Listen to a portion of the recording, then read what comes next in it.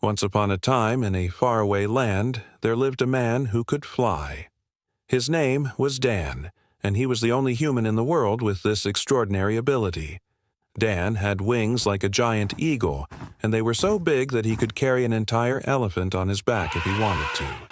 Every day, Dan would soar through the skies higher and higher until he was just a tiny speck in the vast blue yonder. He would fly so fast that it looked like he was a shooting star streaking across the heavens.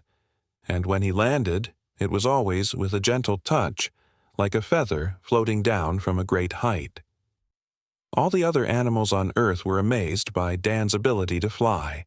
The birds would gather in flocks and follow him as he flew past, and the fish would leap out of the water to catch a glimpse of him as he soared overhead. Even the clouds would part ways for Dan, allowing him to pass through their midst without a single drop of rain falling on his head. But Dan wasn't just admired by the animals. People also loved to watch him fly. They would stand for hours on end, just staring up at him as he danced among the clouds.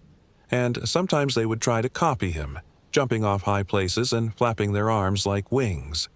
But of course, they couldn't fly like Dan. They would just fall and break their bones.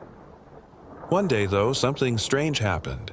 A little girl who had been watching Dan fly for many years decided that she didn't want to just watch him anymore. She wanted to fly with him. So she did something crazy. She built a giant rocket ship that looked just like a bird.